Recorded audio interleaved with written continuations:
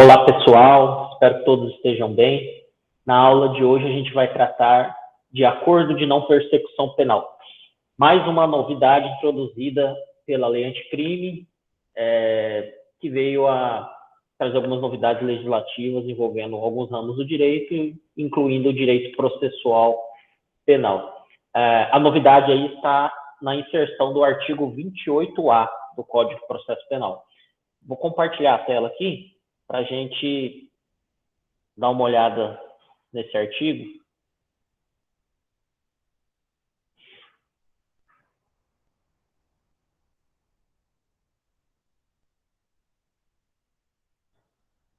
Então, aqui está ele, o artigo 28A do Código de Processo Penal, né, incluído pela Lei Anticrime do ano passado. Primeiro destaque, não é um artigo que teve sua eficácia suspensa pelo ministro Fux, pelo STF.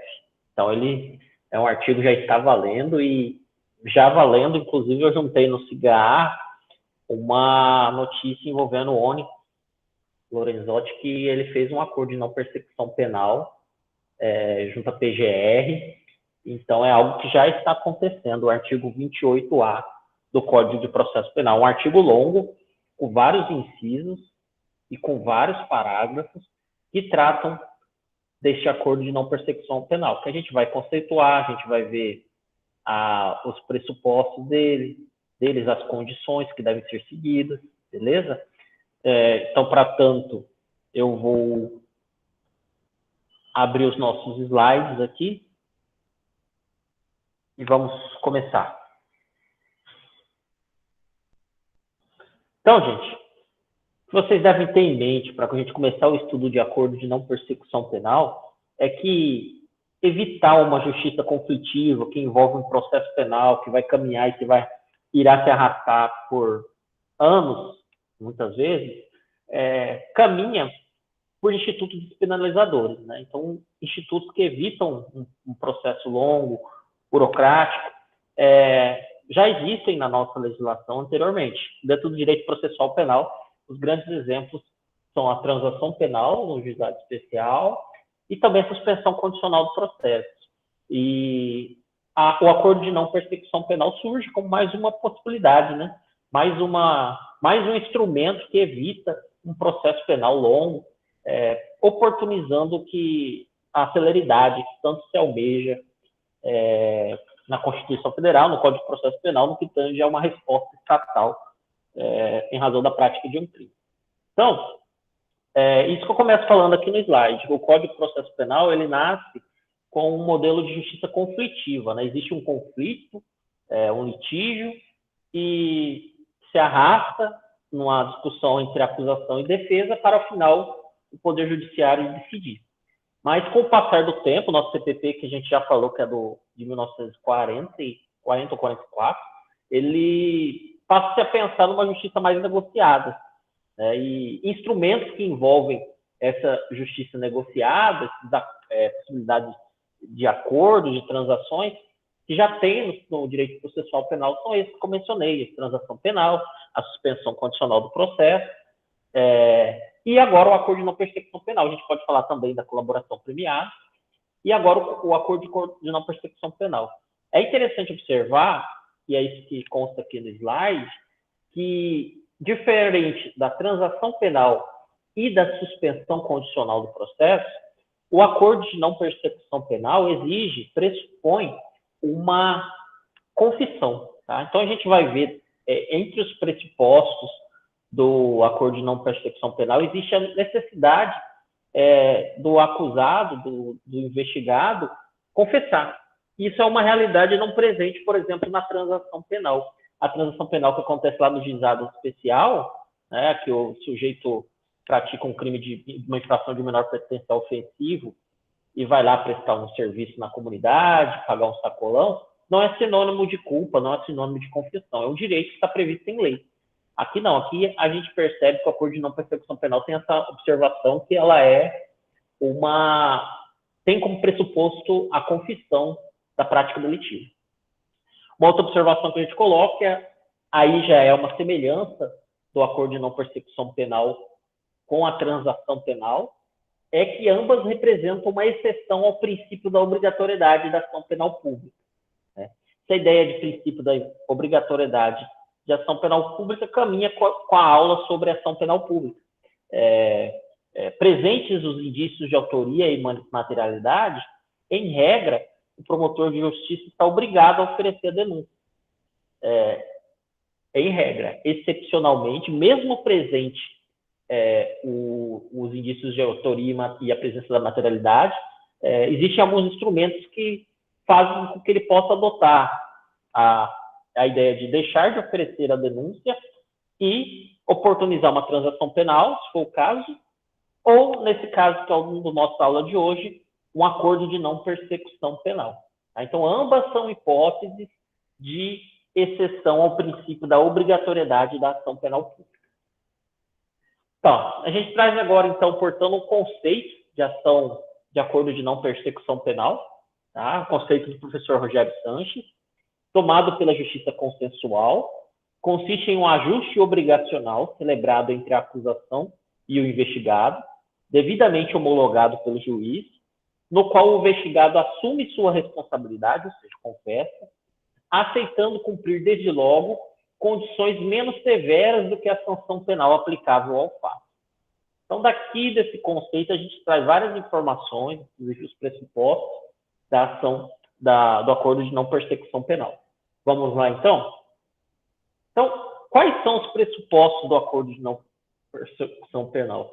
É interessante observar, gente, que eu não vou ler o artigo 28 em sua extensão. Cabe a vocês fazerem essa leitura.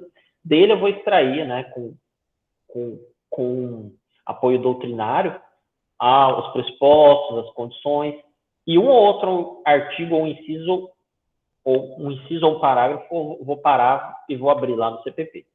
Então, os pressupostos para o acordo de não persecução penal estão lá no artigo 28A, no seu caput, tá? E a doutrina deles traz 4 pressupostos. O primeiro é a existência de um procedimento investigativo. Então, é necessário que já tenha se instaurado um procedimento investigativo, seja o inquérito policial ou outro, para ocorrer o acordo de não persecução penal. O segundo, que não for o caso de arquivamento dos autos, lógico, né? O arquivamento é bem mais interessante ao investigado. Então, seria, então, a segunda hipótese, na qual, para ocorrer esse acordo, esse ajuste entre acusação e defesa, não deve ser um caso de arquivamento. Terceiro, a pena mínima deve ser inferior a 4 anos e o crime não pode ser cometido com violência ou grave ameaça. Então, a gente sabe que Código Penal, legislação extravagante, estabelecem os crimes, né, em seu preceito primário, e em seu preceito secundário estão as penas. Nas penas temos o patamar mínimo e o patamar máximo. Então, aqui se pede que a pena mínima deve ser, então, em seu patamar mínimo, inferior a 4 anos. E a doutrina deixa claro que as causas de aumento e de diminuição são consideradas para verificar esse patamar mínimo. Por quê? Vocês aprendem lá no Direito Penal 2 que as causas majorantes e minorantes ela tem a capacidade de romper com o mínimo e o máximo fixado em abstrato na lei penal.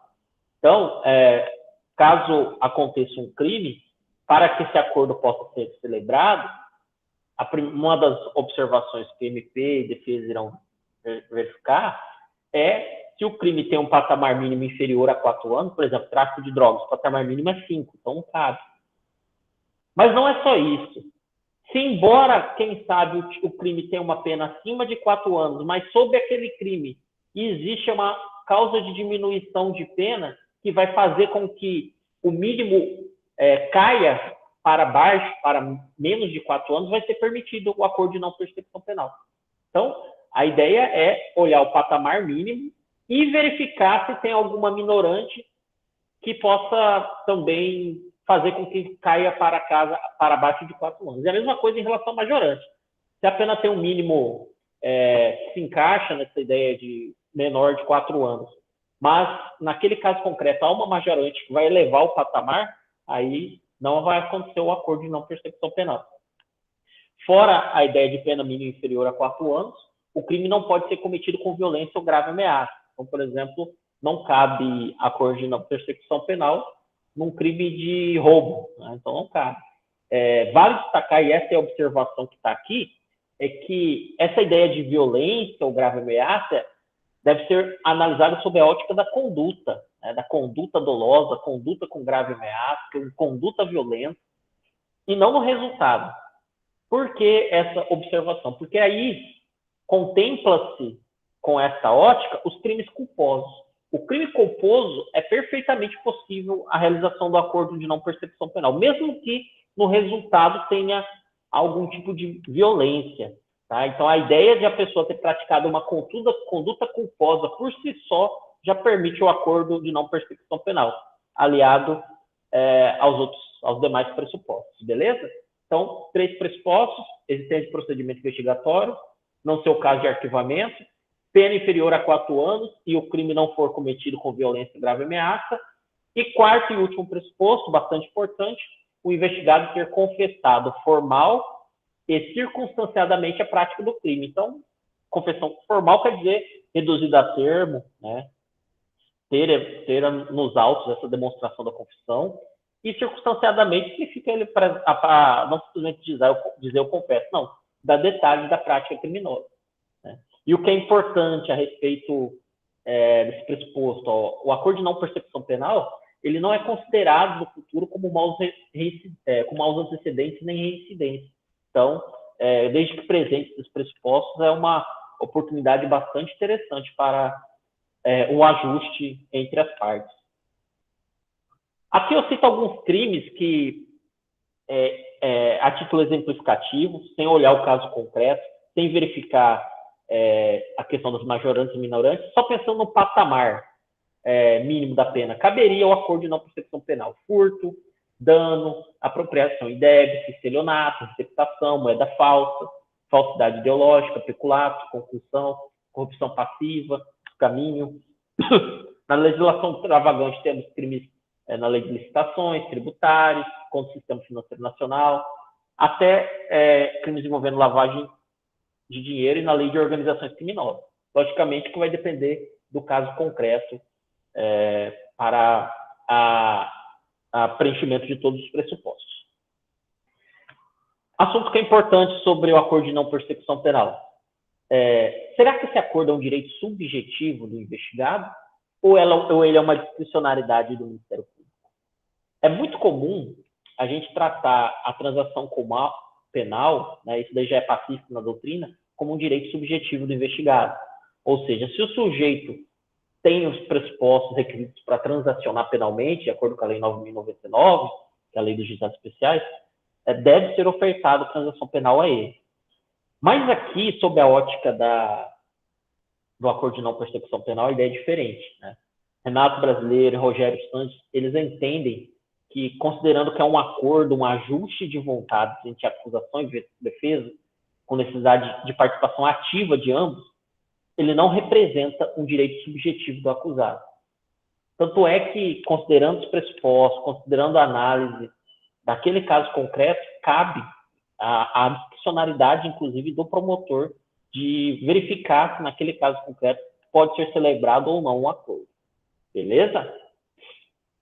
Sobre o assunto, inclusive, tem um enunciado do Conselho Nacional dos Procuradores Gerais do MP, dos Estados da União, que é o enunciado número 19, que afirma que o acordo de não persecução penal é faculdade do MP, que avaliará, inclusive em última análise, se o instrumento é necessário e suficiente para a reprovação e prevenção do crime no caso concreto. Ok, presentes os pressupostos, as partes passam a negociar as condições do acordo. Então, o investigado se enquadrou naqueles pressupostos. O Ministério Público e o investigado, acompanhado do seu advogado, vão passar a negociar, ajustar as condições. Essas condições estão nos incisos 1 a 5 do artigo 28A. Elas podem ser estabelecidas de modo cumulativo ou alternado. Vamos dar uma lida lá nela. Vou abrir aqui. Reparar o dano ou restituir a coisa à vítima, exceto na impossibilidade de fazê-lo. renunciar voluntariamente a bens e direitos indicados pelo MP como instrumentos, produto ou proveito do crime, prestar serviços à comunidade ou entidades públicas por período correspondente à pena mínima combinada ao delito, diminuída de 1/3, em local a ser indicado pelo juízo da execução, na forma do artigo 46 do Código Penal, pagar prestação pecuniária a ser estipulada nos termos do artigo 45 do Código Penal, a entidade pública de interesse social, a ser indicado pelo juízo das execuções, que tenha preferencialmente como função proteger bens jurídicos iguais ou semelhantes aos aparentemente lesados pelo delito. Ou, né, a gente percebe até a questão da alternativa, como são condições não necessariamente cumulativas, cumprir por prazo determinado outra condição indicada pelo MP, desde que proporcional e compatível com a infração penal imputada. Então, beleza. Essas são as condições estabelecidas na legislação, condições que não precisam ser cumulativas, podem ser alternativas, mas o que é interessante observar, que é algo que é apontado pelo professor Rogério Sanches, em sua obra, é que o inciso 3º e o 4º trata que a prestação de serviço à comunidade e a prestação de pecuniária, a execução vai ser por meio do juízo das execuções. E qual que vai ser a crítica do Rogério Sanches? Ora, considerando que são condições para cumprir um acordo de não persecução penal, que vai evitar este acordo, o oferecimento de uma denúncia, porque será o juiz das execuções que vai fiscalizar o cumprimento dessas condições, considerando que o juiz das execuções é responsável pela fiscalização do cumprimento da pena. Não se trata aqui de cumprimento de pena. Aqui são condições de um acordo de não persecução penal. Então, essa que é a crítica do Rogério Sanches, dizendo que, por não se tratar de penas, não há motivo para qual seja o legislador ter apontado o juízo das execuções para fiscalizar essas condições. Deveria ser o próprio juízo, né, o juízo natural, e no caso aqui, como a gente já estudou, em razão do momento que a gente está falando, o juiz das garantias. Gente, do artigo 28A, de seus parágrafos, a gente também extrai quais hipóteses são proibidas por lei o acordo de não persecução penal. Então, não cabe o ANPP nas seguintes hipóteses. Primeira, se for cabível transação penal nos juizados. Por quê, gente? Porque a transação penal é mais vantajosa. Então, se o sujeito praticou uma infração de menor potencial ofensivo, né, que tramita pela lei dos juizados especiais, a ele será ofertada uma transação penal e não um acordo de não persecução penal. Uma vantagem que é, para mim, clara, como eu falei agora há pouco, a transação penal é um direito subjetivo do réu, quando presente os pressupostos, e entre os pressupostos não há admissão de culpa, não há confissão. Então é bem mais vantajoso ele simplesmente cumprir os requisitos da transação penal, pagar o sacolão, prestar o serviço à comunidade, e isso ser feito em razão em decorrência da lei, não estabelecendo a necessária confissão para celebrar a transação. Também é vedado o acordo de não persecução penal. A lei usa essas expressões, investigado reincidente, né, ou elementos que indiquem habitualidade criminosa. Aqui a doutrina entende que essa habitualidade criminosa envolve a característica do agente, que seria pluralidade de crimes, né, alguém que pratica vários crimes, reiteração delitiva. Então, aqui a lei está preocupada em não ofertar acordo para aquela pessoa que utiliza o crime, a prática criminosa, como sua profissão, né, como seu modo de vida. Né? Então, a esse tipo de pessoa não deve ser ofertado o acordo de não persecução penal. A exceção que se estabelece é quando as infrações penais dessa pessoa, as pretéritas, as anteriores que ela praticou, são as infrações insignificantes. É isso que a lei, olha só, é isso que a lei utiliza como expressão, insignificante. Né? Aqui vale uma crítica, né? Porque se a infração for insignificante, como a gente sabe o que é um princípio da insignificância, nem infração deveria ser, porque infração penal significante não existe a ausência de tipicidade material, né? A conduta não atingiu o bem jurídico de uma forma tamanha a fim de fazer com que possa ser considerado crime, né? Então, o princípio da insignificância torna o fato atípico.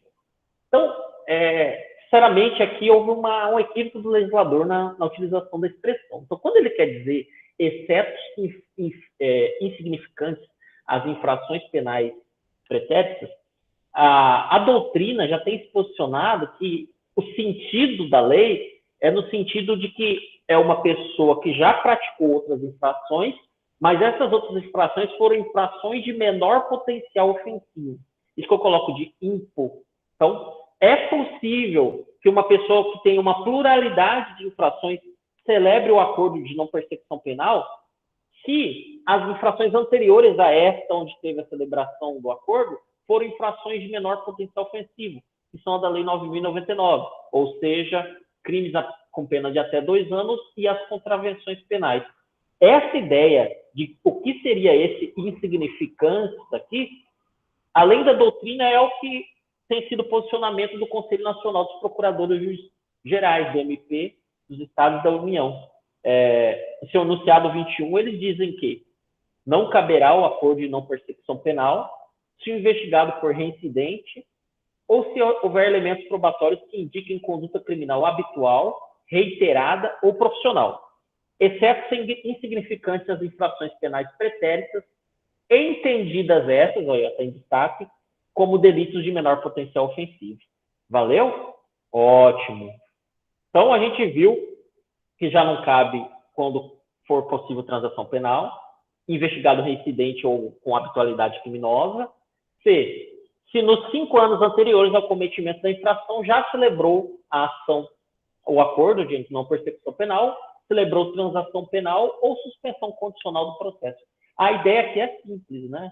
É estabelecimento de um prazo quinquenal no qual esse sujeito não deve ter já usufruído de uma dessas justiças negociadas, que a gente fala, de uma dessas possibilidades de acordo. Né? Então, ele tem que estar 5 anos sem ter celebrado a transação, a suspensão condicional do processo ou o próprio acordo de não persecução penal. Logicamente, para pensar numa ideia de um sujeito a todo ano, a todo tempo, estar utilizando desses institutos.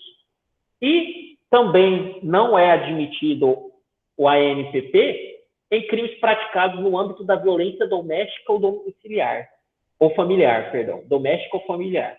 É importante que a lei não diz aqui violência doméstica ou familiar contra a mulher. Então, pouco importa se a vítima é homem ou mulher.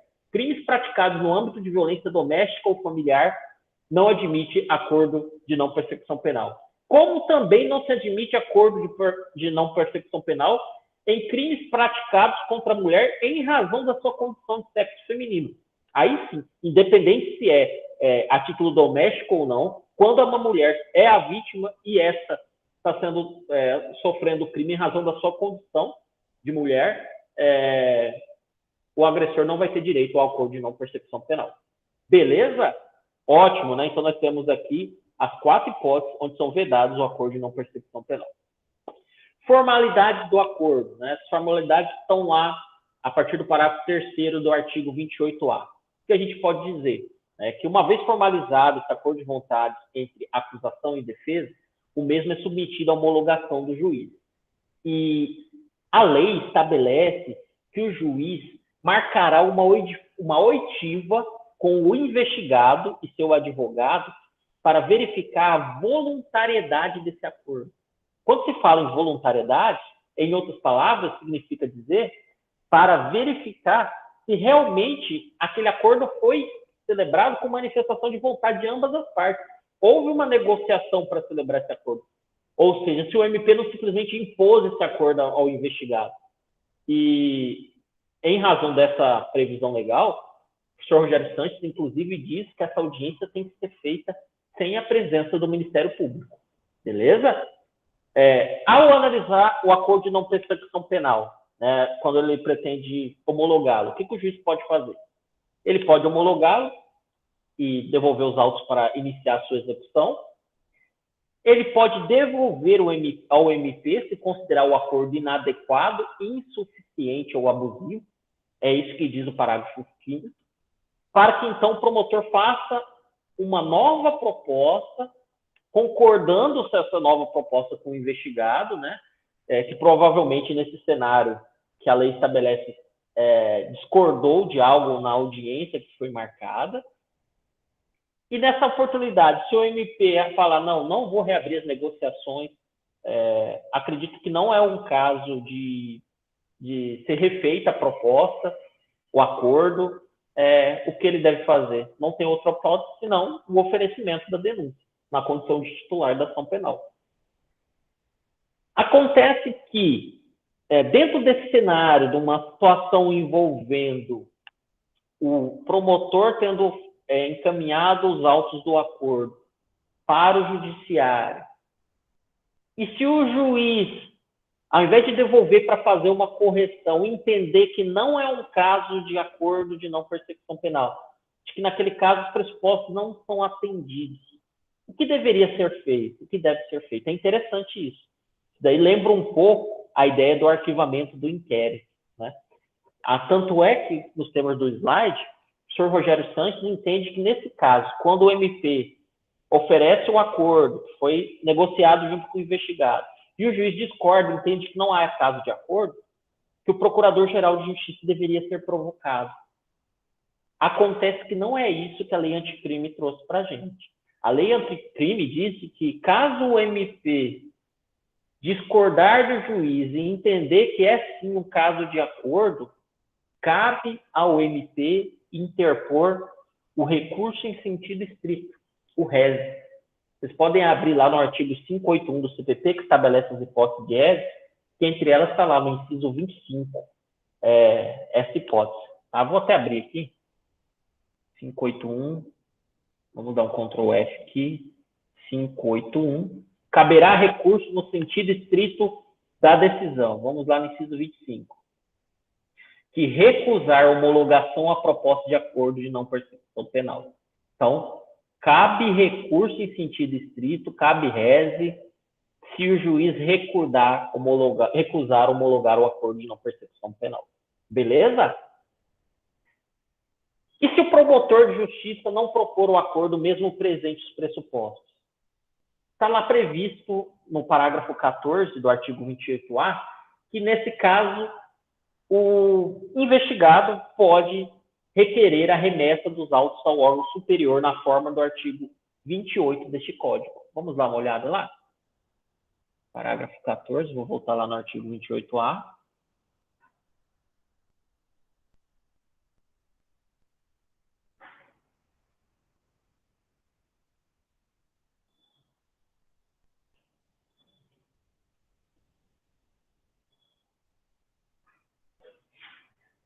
Artigo 28A, parágrafo 14, vamos lá. No caso de recusa por parte do MP em propor o acordo de não persecução penal, o investigado poderá requerer a remessa dos autos ao órgão superior, na forma do artigo 28. É interessante observar quais as implicações dessa remessa. É realmente verificar, né, se o Procurador-Geral de Justiça, né, o órgão superior ministerial, acredita que naquele caso é sim uma possibilidade de ofertar acordo. Mas se o Procurador-Geral insistir dizendo que não é um caso de acordo, vai ser ofertada a denúncia, até porque, como a gente viu, o acordo não é um direito subjetivo do réu. Beleza? Uma vez celebrado o acordo de não persecução penal, o MP deixa de oferecer denúncia contra o investigado. Ótimo. Para tanto, é intuitivo que o agente cumpra todas as obrigações por ele assumidas, todas as condições. Não o fazendo, o que vai acontecer? A denúncia que antes não foi oferecida será. Ele estará sujeito ao oferecimento da denúncia, como acontece na transação penal quando ela é descumprida. Beleza? Então, se ele não cumprir as condições, ele terá contra ele um processo penal instaurado. E, para além do possível oferecimento da denúncia, o CPP ainda prevê que o descumprimento do acordo de não persecução penal poderá ser utilizado, inclusive, para justificar o não oferecimento da suspensão condicional do processo. Porque funciona assim, gente. Antes de ingressar com a ação penal, o que se cabe naquele momento é o acordo de não persecução penal, antes de oferecer a denúncia. Mas, aliado à denúncia, uma vez oferecido, existe um outro instituto que visa evitar uma condenação criminal, que é a suspensão condicional do processo. Onde a suspensão condicional do processo está tratada? Na Lei 9.099/95. Ela estabelece que crimes que tenham pena mínima de 1 ano fazem jus a uma suspensão condicional do processo. O que significa dizer, vocês ainda vão estudar esse instituto, que durante um período, um lapso temporal, período de prova de 2 a 4 anos, a pessoa vai ficar indo lá no fórum assinando, vai prestar serviço da comunidade, vai pagar uma quantia, e em razão disso, o processo penal que ele teve a denúncia não vai continuar, não vai ter instrução, não vai ter produção de provas. Ao final, se ele vai ficar suspenso. Ao final, se ele cumprir todas as condições do sursi processual, da suspensão do processo, será declarada extinta a punibilidade. Então, preste atenção, se aquele sujeito que celebrou o acordo descobrir as condições, ele não vai ter direito a um outro instrumento utilizado para evitar uma futura condenação, que é a suspensão condicional do processo. Beleza? Por fim, cumprido integralmente o acordo, nos termos do parágrafo 13 do artigo 28A, o juízo deverá decretar a extinção da punibilidade, né? Então, embora o CPP disse que quem fiscaliza o juízo da execução, não há mais, digamos que o mais correto é que quem declare a extinção da punibilidade não seja o juiz da execução, mas sim o juiz competente, o juiz que foi o responsável por homologar o acordo, né? Porque, como eu falei, o juízo da execução cuida das penas, e não estamos tratando de penas por aqui. Beleza, gente? Então, esse é o acordo de não persecução penal. Essa foi uma aula de hoje. Até mais.